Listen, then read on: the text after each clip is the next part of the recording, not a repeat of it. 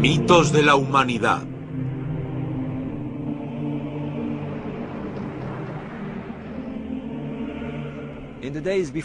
En tiempos anteriores a los faraones, mucho antes de la historia documentada, había hombres inteligentes, genios. Había Einsteins, Newtons. Estos hombres necesitaban entender su existencia, necesitaban comprender el cosmos. Pero en lugar de contar con una tecnología y una ciencia para hacerlo, utilizaban su genio y su inteligencia para buscar en su interior. Empleaban otro aspecto del pensamiento que nosotros hemos olvidado hace mucho tiempo, la búsqueda interior, intuitiva y espiritual.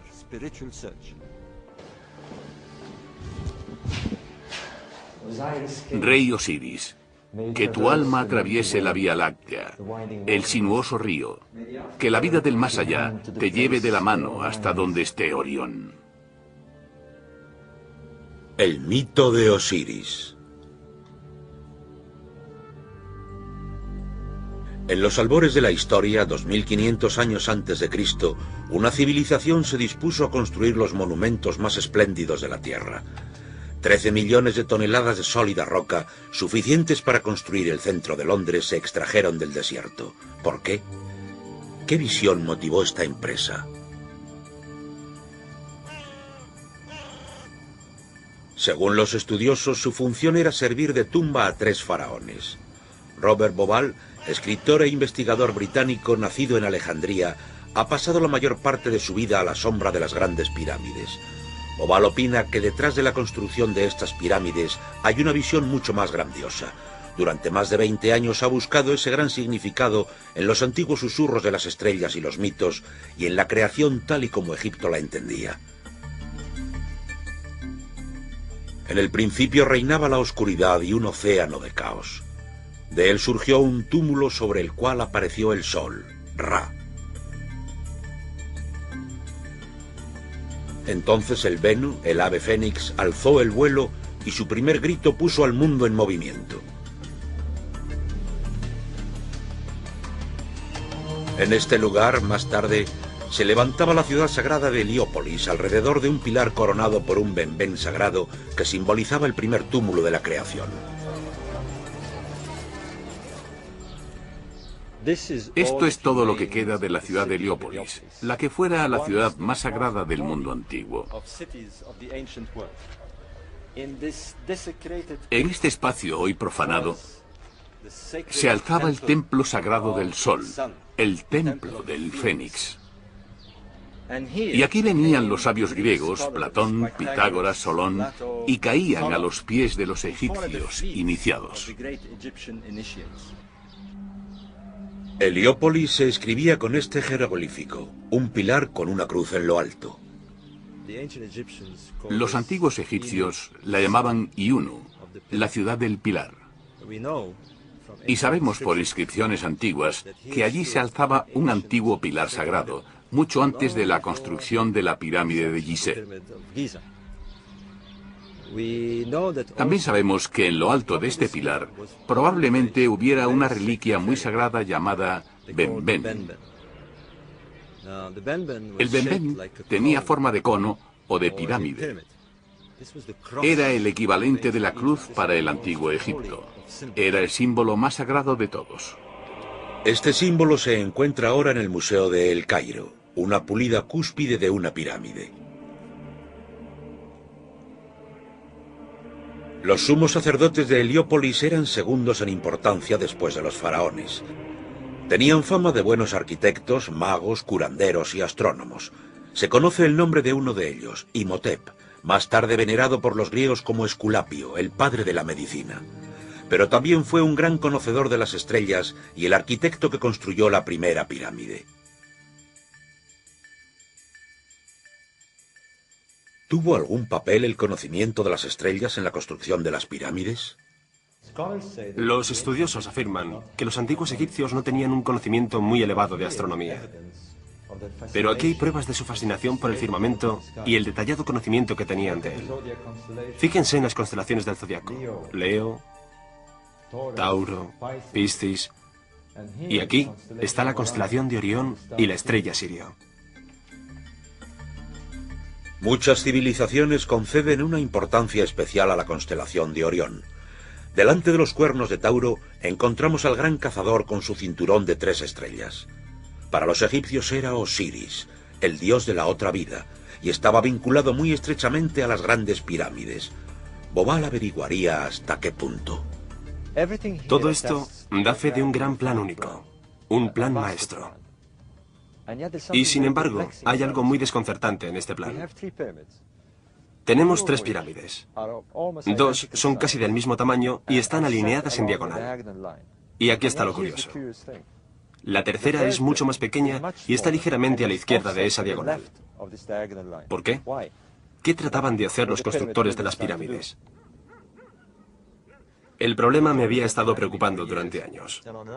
Y una noche como esta, sentado en el desierto con un amigo mío, este me estaba diciendo que la estrella Sirio iba a aparecer y apuntó al cielo y señaló al cinturón de Orión. Y me dijo, ¿te has fijado que las 3 estrellas están en fila, pero que la primera, la más pequeña, está ligeramente desviada hacia la izquierda? Y de repente caí en ello.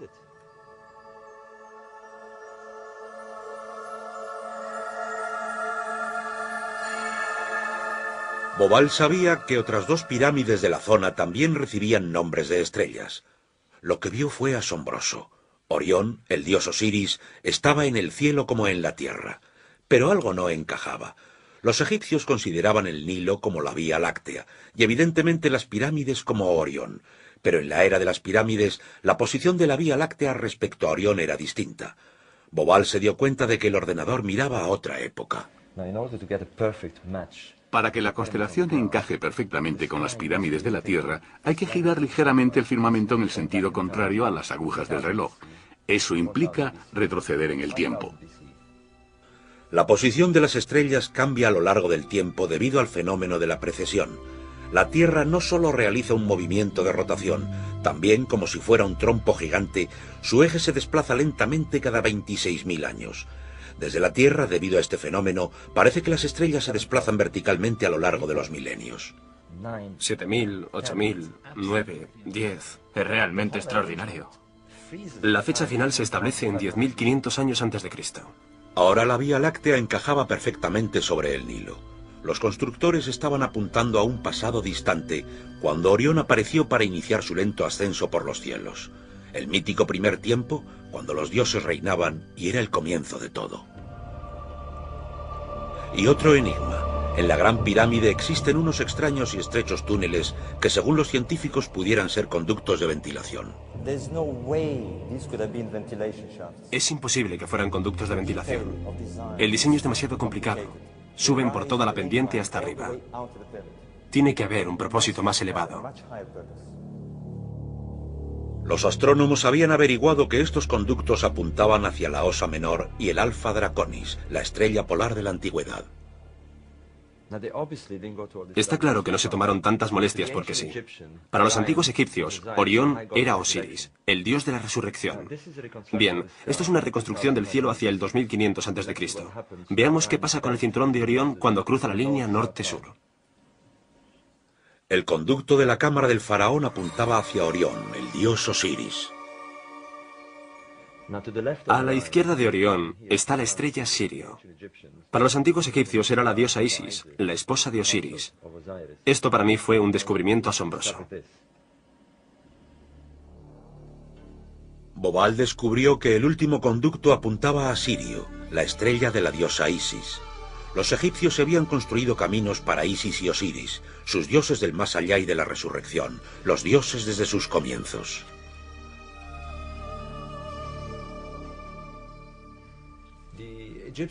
Los egipcios creían firmemente en una edad dorada, en la que los dioses habían reinado sobre la tierra. La diosa del cielo parió 4 niños, 4 niños humanos, 2 de los cuales eran Isis y Osiris. Ellos establecieron el reino del primer tiempo, al que llamaron Zep-Tepi. Esta era una época dorada. Los dioses reinaban en la tierra y aportaban conocimiento y civilización. El equilibrio entre el cosmos y la Tierra era perfecto, y la felicidad reinaba en el mundo.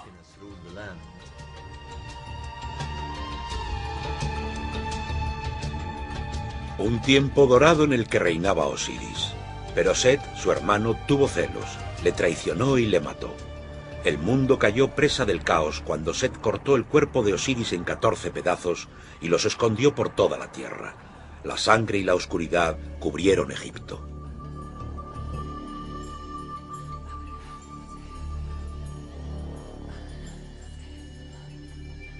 Pero Isis, la fiel consorte de Osiris, buscó por cada rincón de la tierra y reunió los trozos de su amado esposo y los envolvió en unos trapos de lino. Sin embargo, no pudo encontrar el falo.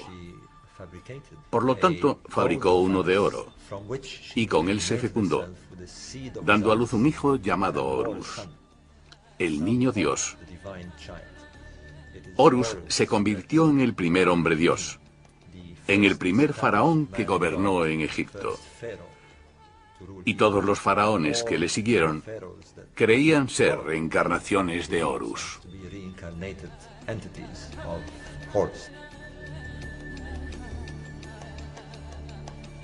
Horus, el dios con cabeza de halcón, vengó a su padre, venció al mal y mató a Set.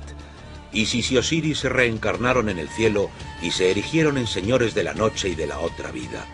Osiris como Orión, e Isis como la estrella Sirio.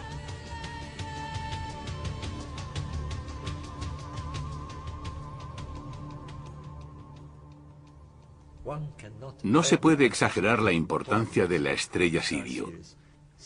Sirio era Isis, la fuerza que da la vida a Egipto.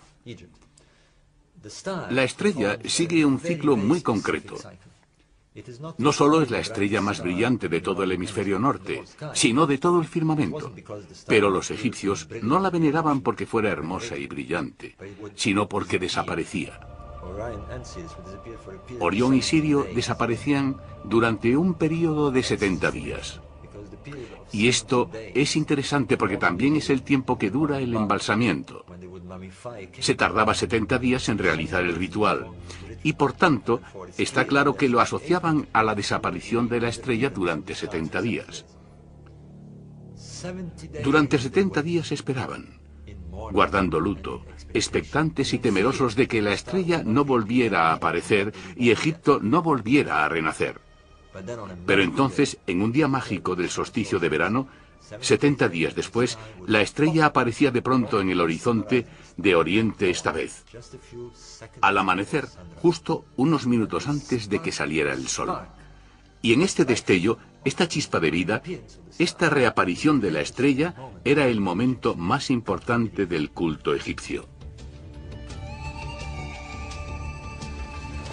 En ese mismo momento el río Nilo había crecido con las lluvias del monzón de un sur distante y desconocido. Sus inundaciones revivían a una tierra sedienta. Para Egipto, esto era el renacer anual, tan crucial que señalaba el comienzo del año nuevo. La milagrosa conjunción de la salida del sol en el solsticio de verano, la reaparición de Sirio al alba después de su larga ausencia y las inundaciones del Nilo era para los egipcios la gran visión de la resurrección. Se imaginaban al dios Osiris mirando desde el cielo a su obra, Egipto, mirando la aparición de la estrella. Esa creación que ve no es solo la aparición de la estrella, sino el renacimiento de Egipto. Y este destello de vida, los egipcios lo transferían al alumbramiento de Horus, el niño divino que representa a Egipto.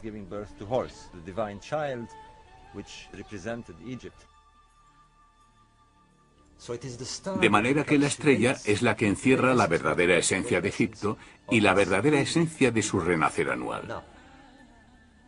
Ahora bien, lo que tenemos aquí es una asociación de una madre divina que da a luz a un niño divino a la aparición de una estrella en Oriente.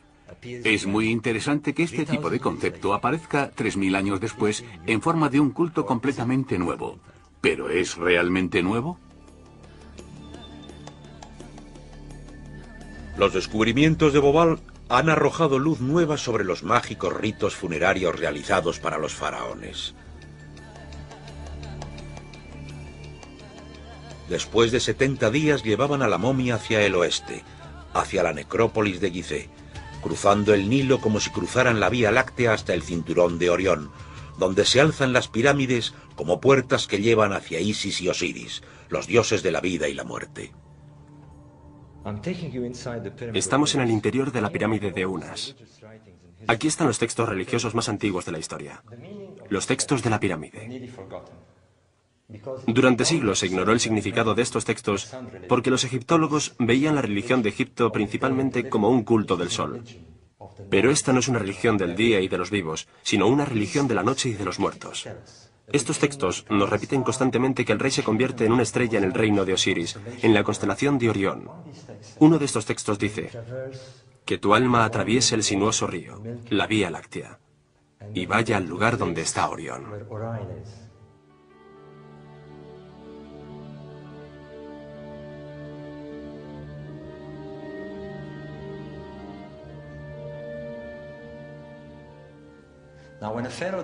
Cuando un faraón moría, su cuerpo se momificaba y preparaba como Osiris. Con esto su alma estaba lista para ascender al cielo. Pero antes de que esto pudiera suceder, el difunto rey tenía que asegurarse de que su poder divino pasara a su hijo, Horus el viviente. Esto sucedía durante una ceremonia muy dramática llamada la apertura de la boca, durante la cual se abría la boca de la momia con unos utensilios ceremoniales y se la hacía revivir.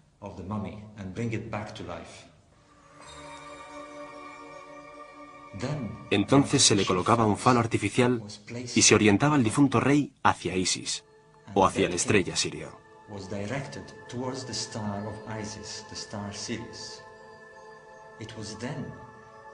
Era entonces cuando se producía la fecundación del vientre de la diosa.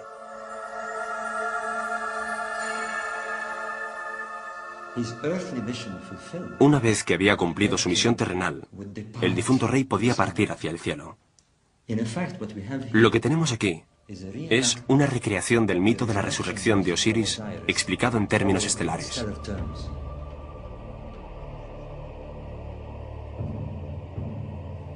En el antiguo Egipto, esto era Rostau, la entrada al inframundo, al reino de Osiris, la puerta del más allá, un lugar donde reina el misterio hasta nuestros días. Tradicionalmente los científicos no han visto en ellas mucho más que tumbas para 3 faraones. En la actualidad son cada vez más numerosos los que piensan que esto era algo más. Al final de este conducto, el arqueólogo más reputado de Egipto excava pasillos y cuevas que dan aún más veracidad al mito de Osiris.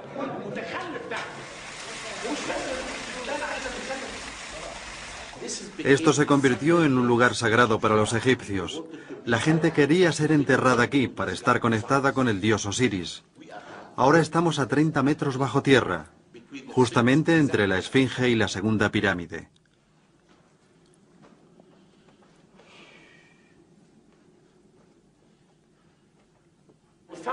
Hemos encontrado restos de 4 pilares como este de aquí. En medio hay agua y debajo del agua hay un sarcófago. El sarcófago tenía esta tapa. Cuando miré al interior del sarcófago no encontré nada. ¿Pero por qué? Porque no está enterrado aquí. Es simbólico. Está su espíritu. Su espíritu está aquí. Todo el mundo sabría que era una tumba de Osiris. Y esto es en realidad un enterramiento simbólico, un cenotafio para Osiris, y es muy especial. Y más tarde se convirtió en costumbre que mucha gente llevara consigo una estatuilla de madera con un falo erecto. Y la erección significa resurrección, porque Osiris es el dios de la resurrección. Fue asesinado por el diablo Set, pero Isis lloró y sus lágrimas formaron el Nilo. Ella le devolvió la erección que había desaparecido y tuvo un hijo con él, Horus, el victorioso, el conquistador del diablo. Este mito construyó la civilización egipcia. Sin Isis no hay río Nilo. El río Nilo fertilizaba la tierra. Sin el río Nilo no existe Egipto. Y también la historia nos cuenta que siempre hay que vencer al diablo.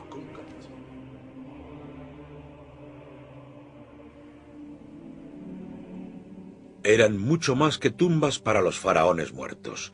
Eran una expresión magnífica de una civilización que tenía una visión cosmogónica, que exploraba la muerte y alcanzaba la resurrección a través de ritos mágicos y de la iniciación a sus misterios. La base del culto egipcio, la idea principal de su culto iniciático, místico, es aprender a realizar esta transfiguración y viaje hacia la otra vida y convertirse en parte del reino del más allá de Osiris. Osiris era la constelación de Orión. Ellos la llamaban Sahu. Y lo curioso es que Sahu significa convertirse en un ser espiritual, en un ser astral. Es el nombre que recibían las momias. Nosotros somos los que las hemos llamado momias, pero en el antiguo Egipto decían convertirse en Sahu. Convertirse en un Sahu es convertirse en una momia, pero también es convertirse en un ser espiritualizado, en Orión. De igual manera decimos unirse a Cristo o convertirse en un ser como Cristo en la otra vida. ¿Son las pirámides de Gizeh un intento de llegar al más allá? Los nuevos descubrimientos apuntan en este sentido. En realidad era un modelo en tierra de la región del cielo por donde se esperaba que viajara el alma. De forma que eran lugares de iniciación, lugares para preparar a los hombres para el misterio que hay más allá de la muerte.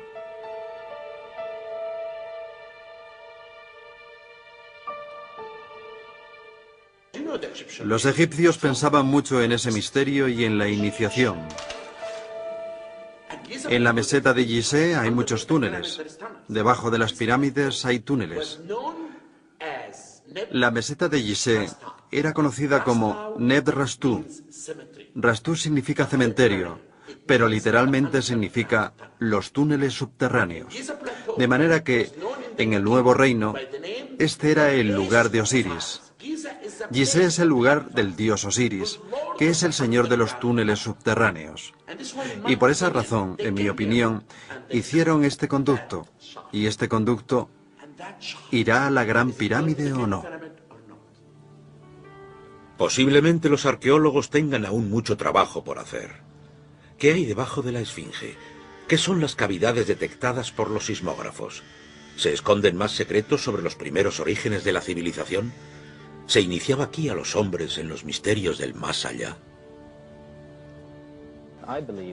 Yo creo que la intención primaria era la iniciación de los vivos para que pudiera producirse una transformación que los hiciera seres más fuertes y capaces de afrontar este terrible y aterrador viaje que debemos hacer después de la muerte. Eso es para mí lo que le da sentido a toda esta empresa.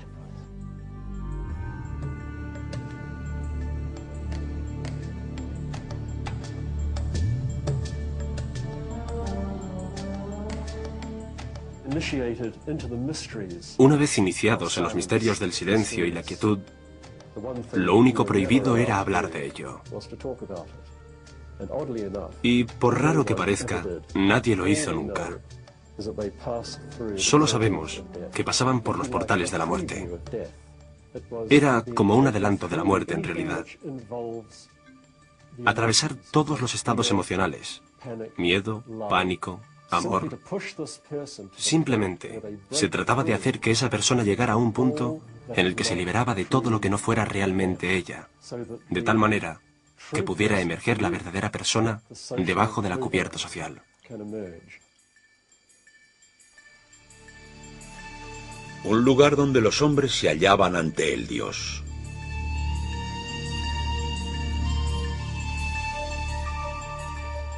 Miles de años antes del cristianismo, los egipcios ya conocían el concepto del juicio final.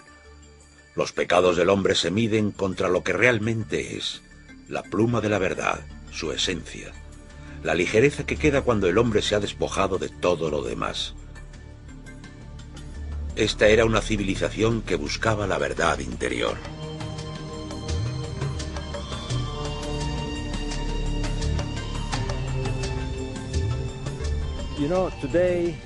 La cosmovisión que nos han dado los científicos nos dice que la verdad está ahí fuera, y ahí es donde tenemos que buscarla.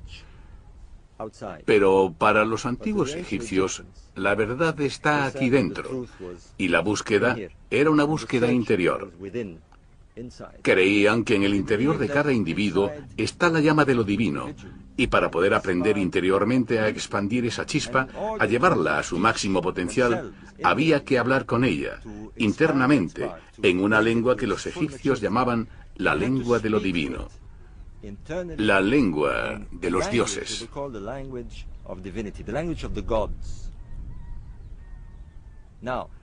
Ahora bien, ¿cómo percibían esta lengua? Bueno, siendo parte del cosmos, debían comunicarse con él. Se comunicaban por los sentidos, recibiendo los mensajes del viento, las estrellas, la luna, la fertilidad de la tierra, el nacimiento de sus hijos.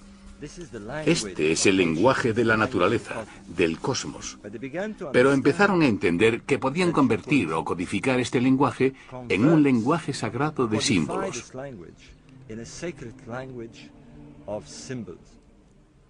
Se podían simbolizar los principios cósmicos.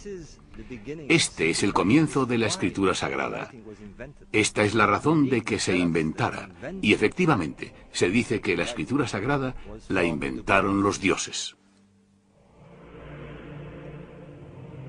Tot, el dios con cabeza de ibis, el dios del conocimiento, el mensajero divino que enseñaba los símbolos mágicos de la escritura. Fue Tot quien inició a Isis en la magia de la reencarnación. El francés Champollion descifró los jeroglíficos de la piedra Rosetta, pero ¿hizo justicia a la magia de Tot? ¿O con nuestro alfabeto de tan solo 26 letras no hicimos más que rascar la superficie? Los egipcios tenían un sistema mejor. Para empezar, tenían 780 letras en su escritura. Y las estudiaban todas. Y cada signo, cada símbolo estaba cargado de significado. Así que cuando querían transmitir una idea, elegían el símbolo correcto, el más apropiado. Un ejemplo muy bueno que todos conocemos es la cruz. La cruz cristiana es un símbolo. Si no es consciente de lo que representa, entonces solo ves una cruz. Pero por supuesto, para un sacerdote católico que está iniciado en el culto del cristianismo, la cruz significa todo lo del cristianismo. Así que, más que palabrería y superstición, los jeroglíficos son la ventana tras la cual encontramos todo un culto iniciático poderosísimo. De la misma manera que este símbolo, con el cual un católico iniciado estará muy familiarizado, no le dirá nada a un antiguo egipcio. El misterio de la Eucaristía. Bobal cree que los egipcios hablaban en símbolos y que su magia sigue teniendo un gran atractivo para nosotros, aunque no podamos comprenderla. En los siglos que siguieron a la era de las pirámides, 2500 años antes de Cristo, los conceptos religiosos empezaron a nublarse con la aparición de diferentes dioses en diferentes épocas. Pero el mito de Osiris soportó el paso del tiempo, aunque su nombre acabara cambiando el de Serapis. Encontramos templos de Serapis e Isis hasta en Inglaterra, Alemania y Francia. A partir del siglo I después de Cristo, el culto se extendió por todo el Imperio Romano, compitiendo en supremacía con el incipiente cristianismo. E incluso llegó a influir en este.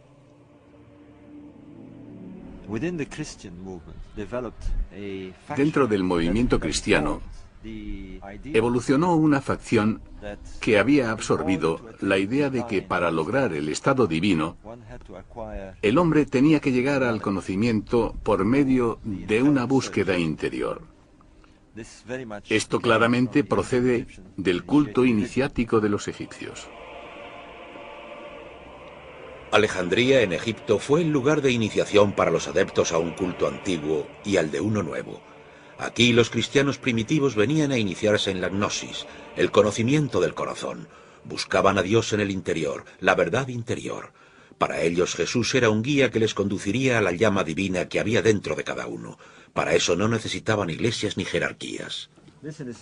Esto, en cierto sentido, representa el inframundo, las regiones tenebrosas donde los iniciados se ponían en contacto con las divinidades.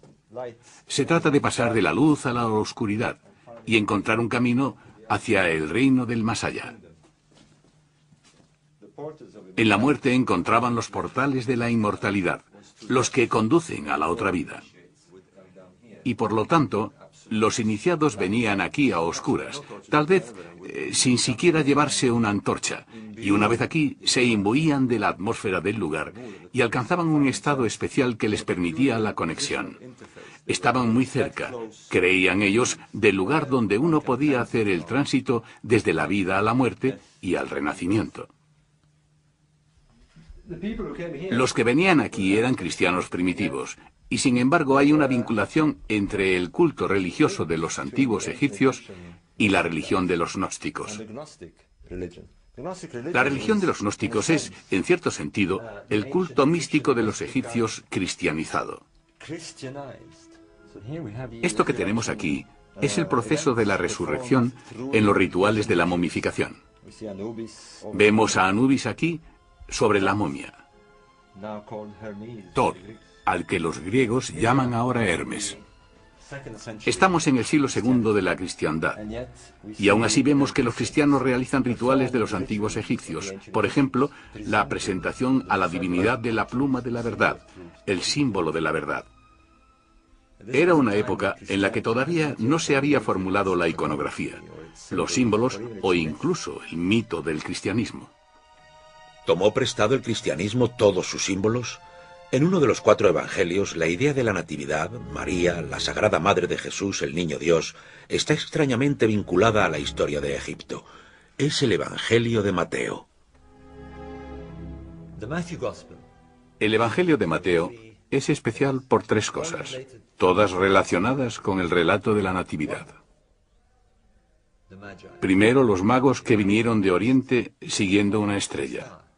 Esa es la segunda cosa, la estrella de Oriente. Y la tercera, la Sagrada Familia que escapa a Egipto huyendo de la masacre de los niños que ordena Herodes y se refugia en Heliópolis.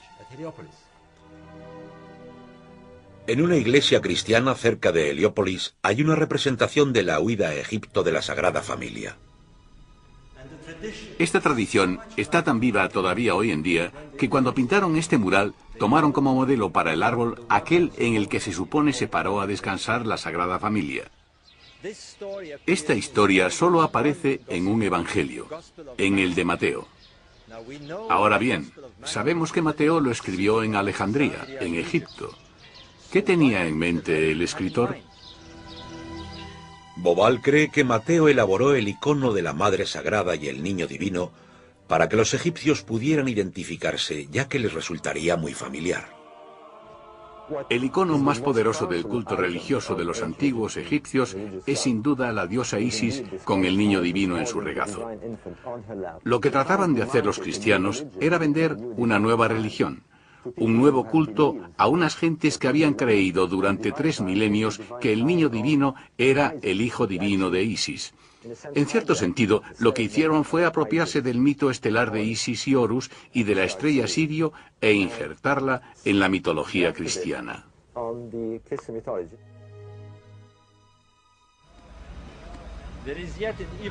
Pero los que construyeron el mito cristiano tuvieron otra manera aún más efectiva de inyectar el mito de Isis en su nueva religión. Utilizaron una estrella, la estrella de Oriente, la estrella de Belén. ¿Pudo ser esta estrella la antigua estrella del nacimiento divino? Después de 3000 años, debido al fenómeno de precisión, el período de aparición y desaparición de Sirio habría cambiado. En la época del nacimiento de Jesús, esa estrella aparecería aproximadamente durante el solsticio de invierno, no en el solsticio de verano como en la época del Antiguo Egipto, sino más o menos el 25 de diciembre para ser más exactos, justo al anochecer. Sabemos que los judíos y los cristianos celebraban el cambio del día al anochecer, no al amanecer como los antiguos egipcios, sino al ponerse el sol.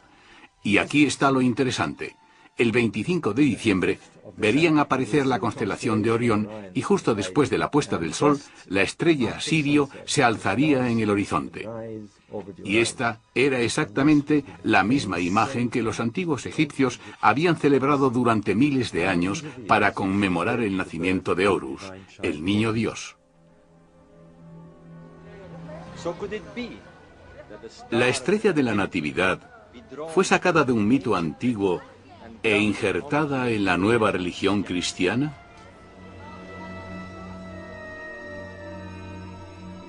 ¿Es posible también que el origen de los magos de Oriente se encuentre en un mito de los antiguos egipcios?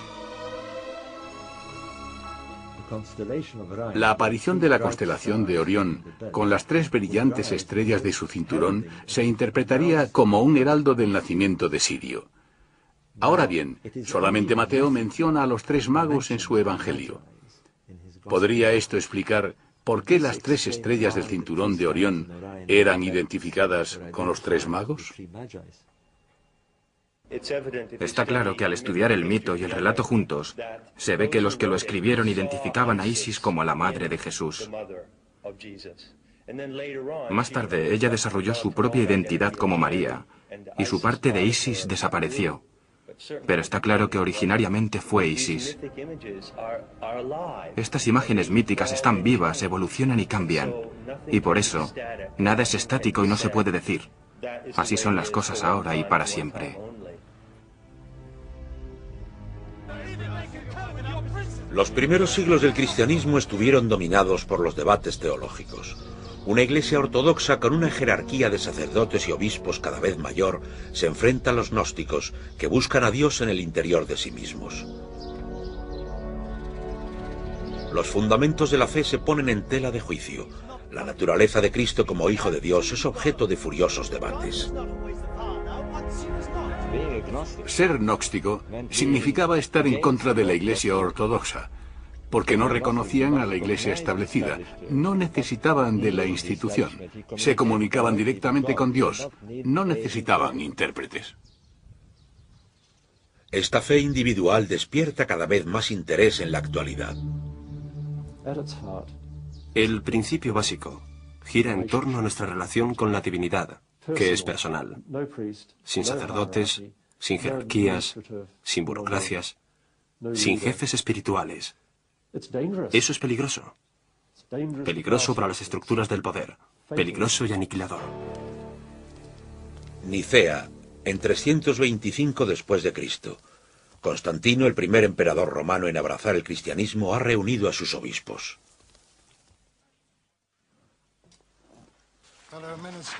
Como jefe de Estado, se decanta por la ortodoxia y el apoyo de su poderosa jerarquía.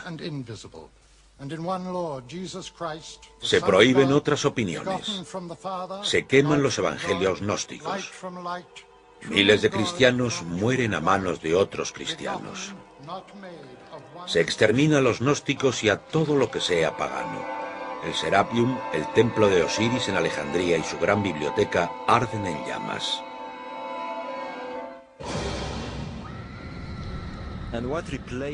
Y se reemplazó el sistema de conocimiento y gnosis por la fe ciega,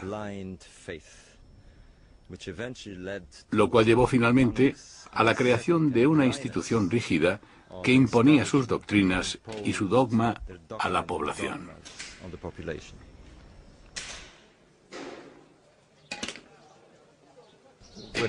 Estamos en la encrucijada de culturas más increíble del mundo.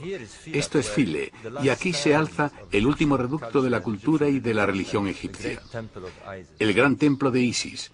Las turbas cristianas acabaron llegando también aquí con sus martillos y sus cinceles. Se arrojaron sobre lo que para ellos eran imágenes paganas y empezaron a destrozarlas. Los sacerdotes le rogaban: deteneos, esto es el templo más sagrado de Egipto. Es el templo de la diosa madre. Tiene miles de años. Vuestra diosa madre, vosotros tenéis una diosa madre. Tenéis la vuestra propia. Y le rogaron a los monjes que cogieran su templo y lo usaran como santuario cristiano. Y aquí lo tenemos. En un intento desesperado por salvar el culto de Isis, los sacerdotes egipcios se echaron a un lado y dejaron que la nueva religión absorbiera su iconografía y simbolismo. Al final de la Edad Antigua, los últimos supervivientes pusieron por escrito las escrituras gnósticas y las antiguas filosofías y las escondieron de sus perseguidores. Los textos de la religión gnóstica han aparecido recientemente. Los filosóficos se descubrieron mucho más temprano en Florencia, la cuna del Renacimiento europeo. En 1460, un monje le entregó a Cosimo de Médicis un paquete de libros. Resultaron ser la Hermética, las últimas palabras de Hermes Trigemisto, el top egipcio. Cosimo le pidió a su traductor, Marsilio Ficino, que dejara a un lado a Platón y se pusiera a traducir inmediatamente la Hermética. Estaba a punto de explotar una bomba intelectual. De pronto, todo el concepto de la sabiduría egipcia invadió la consciencia europea y cobró una importancia capital. Y durante los siguientes 200 o 300 años, motivó toda la vanguardia del arte europeo, los esfuerzos intelectuales y el pensamiento, la filosofía y el saber en general. En el corpus hermético subyace el concepto del poder del simbolismo. Los símbolos no son simplemente algo por lo que reconocemos a alguien o un eslogan publicitario. Los símbolos tienen un significado más profundo. El hombre renacentista creía que el símbolo en sí podía llevar a la iniciación. La hermética adquirió tal popularidad que incluso el Papa Borgia decoró sus aposentos del Vaticano con escenas de Osiris e Isis, y Tot o Hermes, tal y como los imaginaron los pintores renacentistas. Aquí se estaba introduciendo una religión más antigua y, en opinión de algunos, más sabia que la del mismo Moisés y la Biblia. En la Catedral de Siena encontramos esta imagen de Hermes Trimegisto, el dios Tot, en el momento de entregar la sabiduría de Egipto, y el fénix de la creación y la antigua Heliópolis.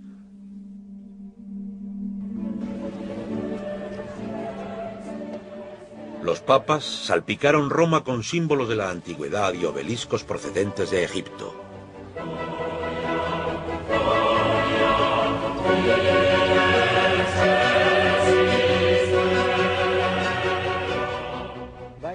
Por una extraña ironía del destino, los papas eligieron el antiguo símbolo de Heliópolis, un pilar con una cruz en lo alto, y lo situaron en el mismísimo corazón de la cristiandad. Y qué ironía que todo el que viene aquí también viene a admirar este símbolo del pagano Egipto. Eruditos como el jesuita Atanasio Kircher empiezan a estudiar los enigmas egipcios, pero la Iglesia intuye el peligro.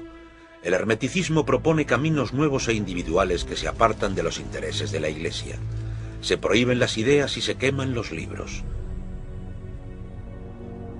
En 1600 se silencia duramente al hermeticismo cuando su principal seguidor, Giordano Bruno, es llevado ante las cortes eclesiásticas y, a pesar de la tortura, se niega a renunciar a sus ideas. La Iglesia solo tenía un modo de parar esto, y así sucedió lo impensable. Una mañana triste de septiembre, Giordano Bruno fue arrastrado hasta este lugar, amordazado y quemado vivo. Hasta el último momento, trató de desviar la vista de la cruz que un sacerdote de la Inquisición blandía en su cara. Abrazando el hermeticismo, descendió en picado a las profundidades del inframundo. El hermeticismo ha encontrado un refugio en sociedades esotéricas como la de los Rosacruces y los masones. La Gran Logia de Londres, el cuartel general de los francmasones, resuena con símbolos antiguos. Iniciación en secretos, ritos y símbolos. A cualquier masón que le insinúen que existe una conexión entre su doctrina y el antiguo Egipto, probablemente se reirá con desdén. Los escritores Bob Lomas y Chris Knight probablemente habrían hecho lo mismo si no les hubiera invadido la curiosidad. Hace 10 años nos habríamos reído de cualquiera que hubiera dicho lo que ahora estamos diciendo nosotros. No es una línea recta de sucesos, pero hay una línea que conecta con Egipto que se fusiona, separa y vuelve a fusionarse. La pirámide con el ojo que todo lo ve, la estrella brillante. ¿Penetraron los símbolos sagrados de los egipcios en los misterios masónicos? En sus libros, Lomas y Knight investigan la influencia de la francmasonería en los símbolos e instituciones de los Estados Unidos. Los fundadores de los Estados Unidos, George Washington, Franklin y otros, eran masones. Asistieron a la construcción de la Casa Blanca con toda la regalía masónica. Y la Constitución de los Estados Unidos es una extensión de los principios de la francmasonería, la democracia, la defensa y fomento de la ciencia. Es un experimento masónico que, a su vez, lo es de un experimento del antiguo Egipto. El principio de hacer el bien por el bien mismo y fuera de la religión. Y eso es lo que la francmasonería actual es hoy. Delante del templo masónico de George Washington se alza otro símbolo familiar. Aquí, George Washington y otros padres fundadores reciben el honor de llevar el delantal de los masones. El dólar, el símbolo del poder de Estados Unidos, muestra la cara desconocida del sello estadounidense, la pirámide con el ojo que todo lo ve y la promesa de un nuevo orden. Es interesante, por ejemplo, que cuando el presidente jura el cargo, haga un símbolo masónico, que no puedo enseñar porque contravendría mis votos de masón. No explica lo que es, pero hace un gesto, y ese símbolo es el de la fidelidad masónica. Este hombre no hacía este gesto para calentarse los dedos. Napoleón apareció en la escena del mundo como el conquistador de Egipto. Cuando Napoleón llegó a las puertas de Egipto, no lo hizo como cristiano. Él y su ejército estaban influidos por un culto revolucionario derivado de los ideales masónicos.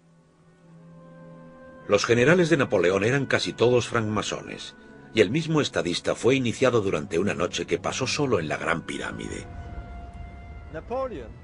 Napoleón volvió de Egipto obsesionado con la idea de que estaba bajo la protección de una estrella. Tanto que la Place de l'Étoile, la Plaza de la Estrella, se construyó en el eje central de París, los Campos Elíseos. Pero hay más. La gran arteria parisina se encuentra a 26 grados al este, y según Bobal, está alineada con la estrella de Isis. Esto es lo que los parisinos verían cuando miraran hacia Oriente, la constelación de Orión. Y aquí está la estrella Sirio rompiendo en el horizonte, a 26 grados y medio a la derecha del este, en perfecta alineación con los Campos Elíseos. Algunos historiadores dicen que el mismo nombre de París puede estar vinculado al nombre de Isis, porque aquí, donde está la iglesia de Saint-Germain-des-Prés, hubo antiguamente un templo de Isis. Y los romanos solían llamar a este lugar Par Isis, que significa cerca del templo de Isis. Parisis, París. La admiración de Napoleón era suficiente como para ordenar que se incluyera la estrella y la misma Isis en la proa del barco del emblema de París. La ciudad contiene muchas referencias a Isis y a Egipto, como podemos ver en este techo del Palacio del Louvre. En él se nos muestra al genio de París en el momento en el que se le revela el futuro, un futuro en el que aparece Isis, un obelisco y una pirámide a sus pies, y un ángel anunciando la visión. Y aquí está, la misma estatua mirando sobre la plaza de la Bastilla, donde se reunieron las multitudes para celebrar el primer año de la Revolución. Cantidades de personas se reúnen aquí bajo la estatua de Isis. Y ahora, 200 años más tarde, ¿qué es lo que están mirando? Bueno, como en el cuadro, un obelisco y una pirámide que el presidente Mitterrand inauguró en 1989 para el bicentenario de la Revolución. Encontramos estos recursos mágicos sumamente antiguos en el centro de los lugares más evocativos del mundo. Uno se puede imaginar a millones de personas paseando cerca de uno de ellos durante años, y de vez en cuando a alguien le llama la atención y dice, ¿qué estará haciendo esto aquí? Y seguro que evocará la magia del pasado y su significado simbólico.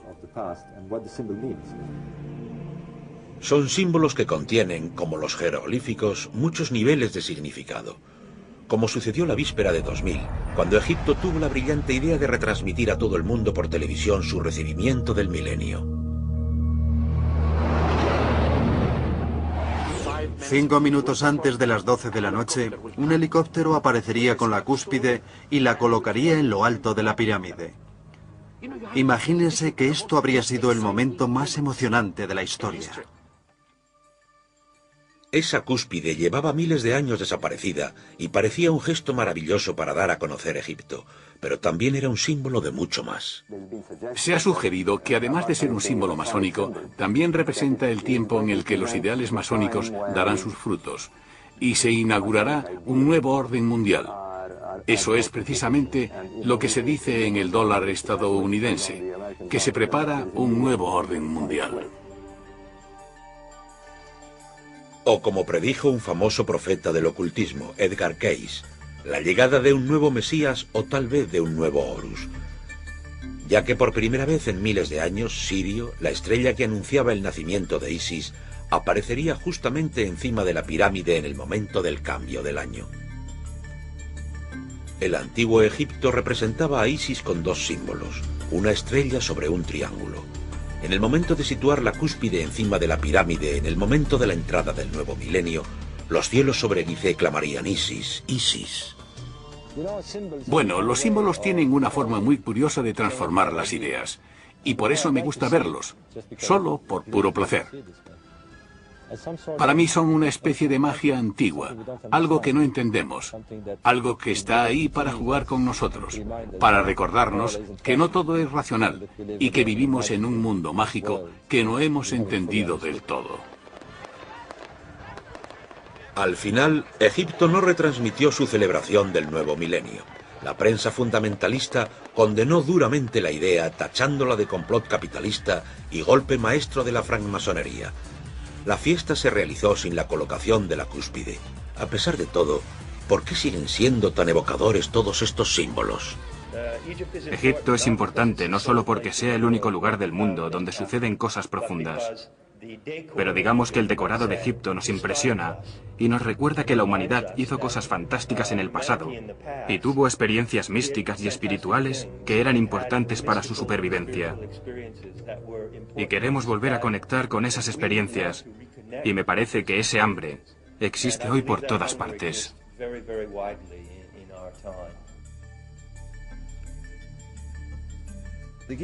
La meseta de Gizeh, la expresión de la religión de Osiris e Isis, es anterior al cristianismo y puede que dure más que la cristiandad.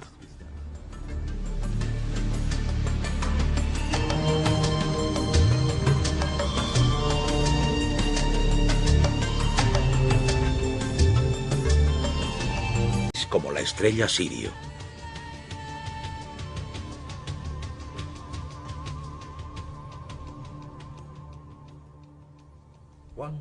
No se puede exagerar la importancia de la estrella Sirio.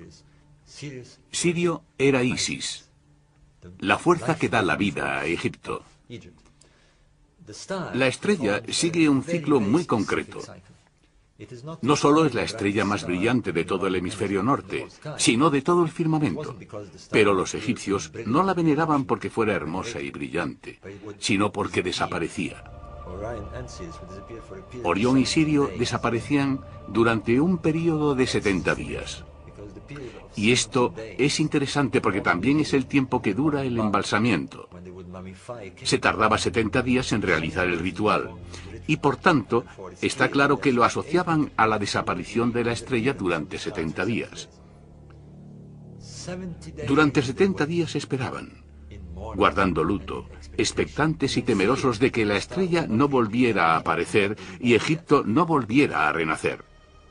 Pero entonces, en un día mágico del solsticio de verano, 70 días después, la estrella aparecía de pronto en el horizonte de oriente esta vez, al amanecer, justo unos minutos antes de que saliera el sol.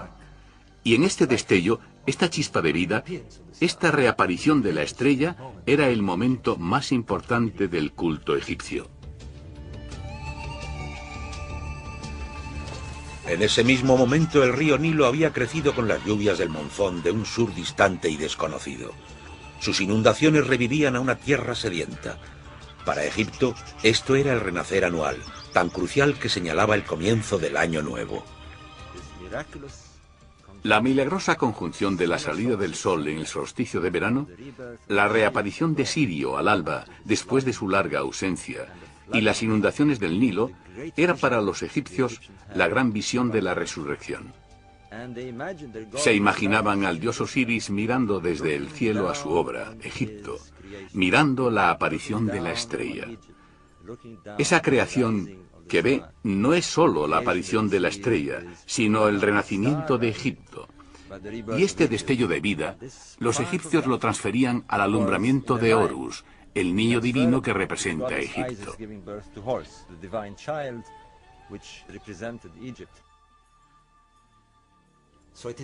De manera que la estrella es la que encierra la verdadera esencia de Egipto y la verdadera esencia de su renacer anual.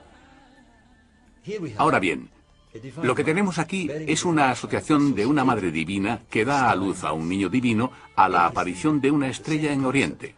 Es muy interesante que este tipo de concepto aparezca 3000 años después en forma de un culto completamente nuevo. ¿Pero es realmente nuevo? Los descubrimientos de Bobal han arrojado luz nueva sobre los mágicos ritos funerarios realizados para los faraones. Después de 70 días llevaban a la momia hacia el oeste, hacia la necrópolis de Gizeh, cruzando el Nilo como si cruzaran la Vía Láctea hasta el cinturón de Orión, donde se alzan las pirámides como puertas que llevan hacia Isis y Osiris, los dioses de la vida y la muerte. Estamos en el interior de la pirámide de Unas. Aquí están los textos religiosos más antiguos de la historia. Los textos de la pirámide. Durante siglos se ignoró el significado de estos textos porque los egiptólogos veían la religión de Egipto principalmente como un culto del sol. Pero esta no es una religión del día y de los vivos, sino una religión de la noche y de los muertos. Estos textos nos repiten constantemente que el rey se convierte en una estrella en el reino de Osiris, en la constelación de Orión. Uno de estos textos dice: que tu alma atraviese el sinuoso río, la Vía Láctea, y vaya al lugar donde está Orión.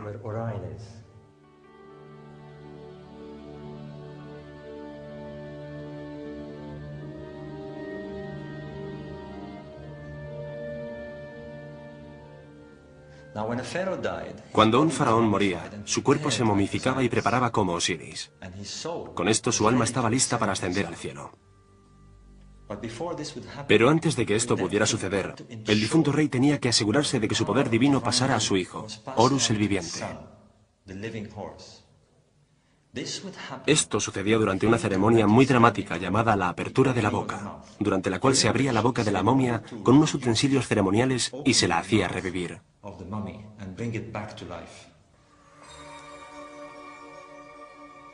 Entonces se le colocaba un falo artificial y se orientaba al difunto rey hacia Isis, o hacia la estrella sirio.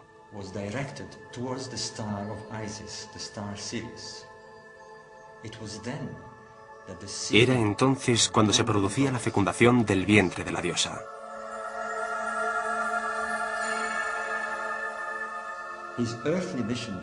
Una vez que había cumplido su misión terrenal, el difunto rey podía partir hacia el cielo.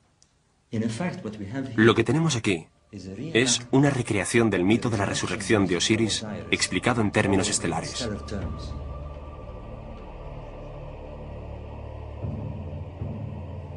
En el antiguo Egipto, esto era Rostau, la entrada al inframundo, al reino de Osiris, la puerta del más allá, un lugar donde reina el misterio hasta nuestros días.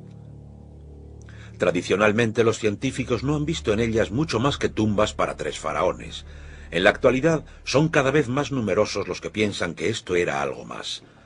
Al final de este conducto, el arqueólogo más reputado de Egipto excava pasillos y cuevas que dan aún más veracidad al mito de Osiris.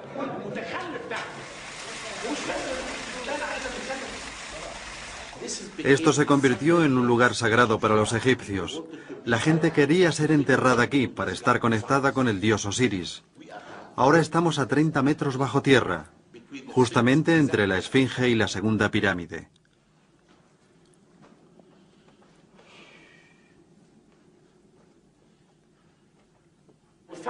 Hemos encontrado restos de 4 pilares como este de aquí. En medio hay agua y debajo del agua hay un sarcófago. El sarcófago tenía esta tapa. Cuando miré al interior del sarcófago no encontré nada. ¿Pero por qué? Porque no está enterrado aquí. Es simbólico. Está su espíritu. Su espíritu está aquí. Todo el mundo sabría que era una tumba de Osiris. Y esto es en realidad un enterramiento simbólico, un cenotafio para Osiris, y es muy especial. Y más tarde se convirtió en costumbre que mucha gente llevara consigo una estatuilla de madera con un falo erecto. Y la erección significa resurrección, porque Osiris es el dios de la resurrección. Fue asesinado por el diablo Set, pero Isis lloró y sus lágrimas formaron el Nilo. Ella le devolvió la erección que había desaparecido y tuvo un... Estaban apuntando a un pasado distante cuando Orión apareció para iniciar su lento ascenso por los cielos. El mítico primer tiempo, cuando los dioses reinaban y era el comienzo de todo. Y otro enigma.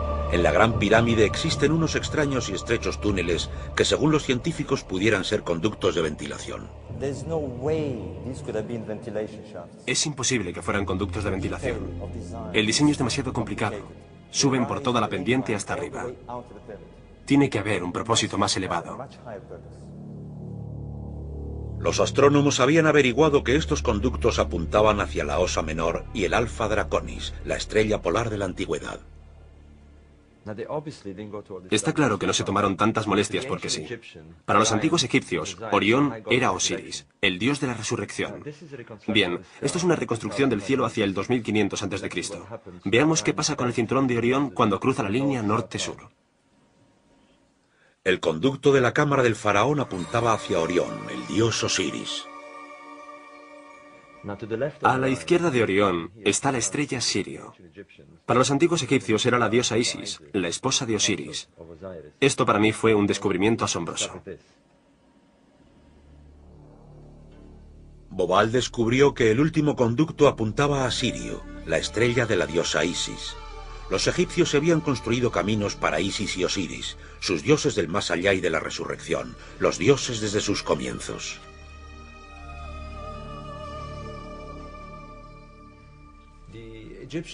Los egipcios creían firmemente en una edad dorada, en la que los dioses habían reinado sobre la tierra. La diosa del cielo parió 4 niños, 4 niños humanos, 2 de los cuales eran Isis y Osiris.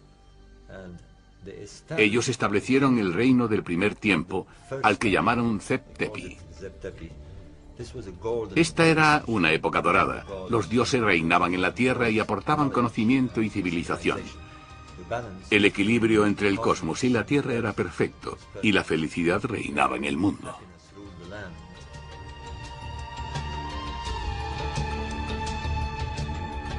Un tiempo dorado en el que reinaba Osiris.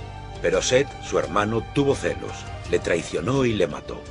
El mundo cayó presa del caos cuando Set cortó el cuerpo de Osiris en 14 pedazos y los escondió por toda la tierra. La sangre y la oscuridad cubrieron Egipto.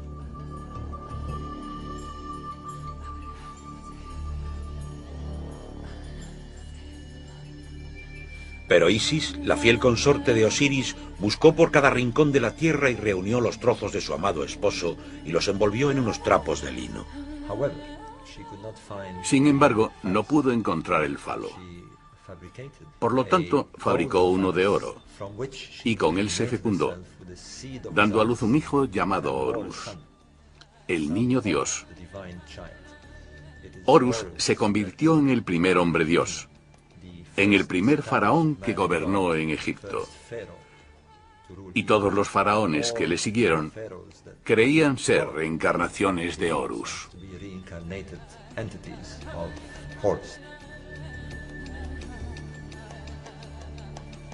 Horus, el dios con cabeza de halcón, vengó a su padre, venció al mal y mató a Set. Isis y Osiris se reencarnaron en el cielo y se erigieron en señores de la noche y de la otra vida. Osiris como Orión, e Isis... El bembén tenía forma de cono o de pirámide. Era el equivalente de la cruz para el antiguo Egipto. Era el símbolo más sagrado de todos. Este símbolo se encuentra ahora en el Museo de El Cairo, una pulida cúspide de una pirámide. Los sumos sacerdotes de Heliópolis eran segundos en importancia después de los faraones. Tenían fama de buenos arquitectos, magos, curanderos y astrónomos. Se conoce el nombre de uno de ellos, Imhotep, más tarde venerado por los griegos como Esculapio, el padre de la medicina. Pero también fue un gran conocedor de las estrellas y el arquitecto que construyó la primera pirámide. ¿Tuvo algún papel el conocimiento de las estrellas en la construcción de las pirámides? Los estudiosos afirman que los antiguos egipcios no tenían un conocimiento muy elevado de astronomía. Pero aquí hay pruebas de su fascinación por el firmamento y el detallado conocimiento que tenían de él. Fíjense en las constelaciones del zodiaco: Leo, Tauro, Piscis, y aquí está la constelación de Orión y la estrella Sirio. Muchas civilizaciones conceden una importancia especial a la constelación de Orión. Delante de los cuernos de Tauro encontramos al gran cazador con su cinturón de 3 estrellas. Para los egipcios era Osiris, el dios de la otra vida, y estaba vinculado muy estrechamente a las grandes pirámides.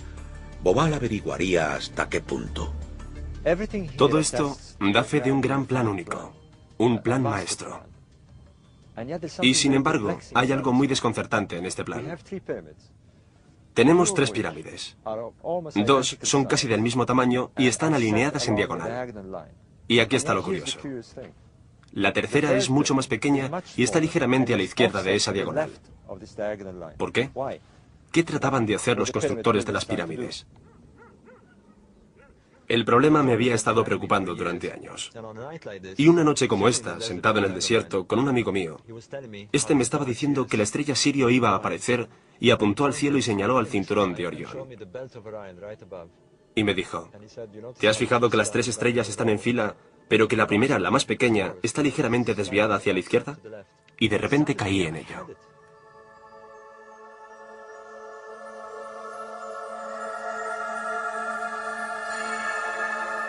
Bobal sabía que otras 2 pirámides de la zona también recibían nombres de estrellas. Lo que vio fue asombroso. Orión, el dios Osiris, estaba en el cielo como en la tierra. Pero algo no encajaba.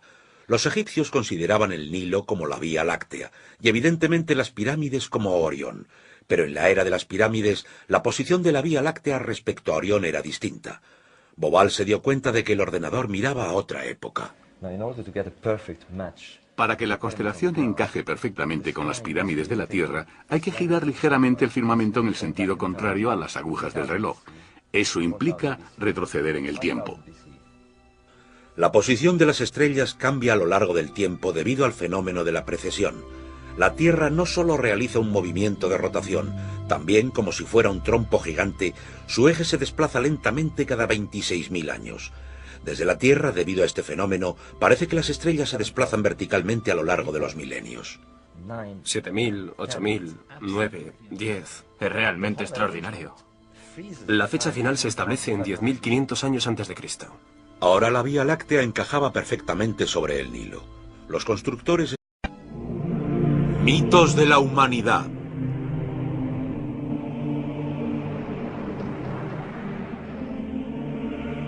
En tiempos anteriores a los faraones, mucho antes de la historia documentada, había hombres inteligentes, genios. Había Einsteins, Newtons. Estos hombres necesitaban entender su existencia, necesitaban comprender el cosmos. Pero en lugar de contar con una tecnología y una ciencia para hacerlo, utilizaban su genio y su inteligencia para buscar en su interior. Empleaban otro aspecto del pensamiento que nosotros hemos olvidado hace mucho tiempo, la búsqueda interior, intuitiva y espiritual.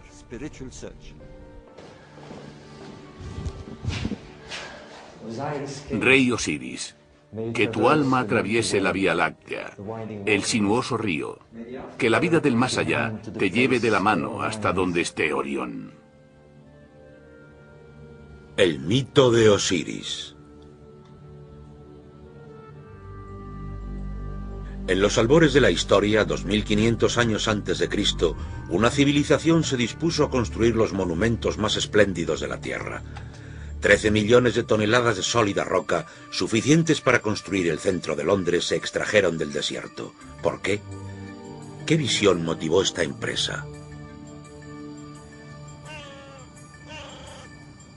Según los estudiosos, su función era servir de tumba a 3 faraones. Robert Bauval, escritor e investigador británico nacido en Alejandría, ha pasado la mayor parte de su vida a la sombra de las grandes pirámides. Bauval opina que detrás de la construcción de estas pirámides hay una visión mucho más grandiosa.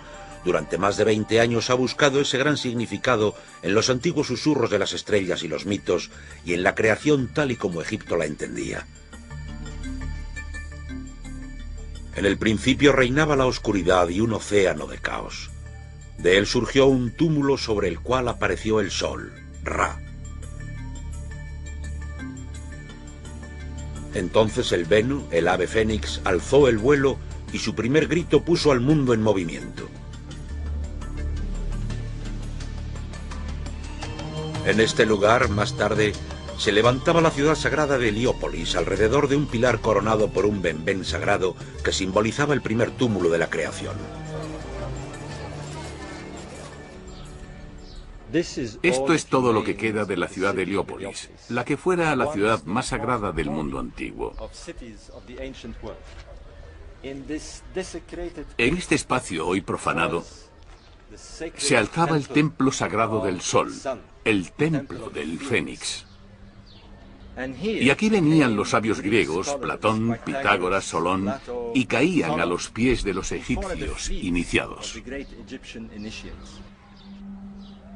Heliópolis se escribía con este jeroglífico, un pilar con una cruz en lo alto.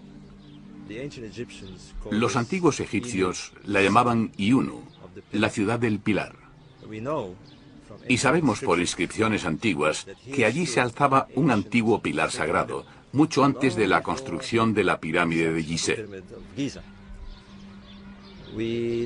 También sabemos que en lo alto de este pilar probablemente hubiera una reliquia muy sagrada llamada benben.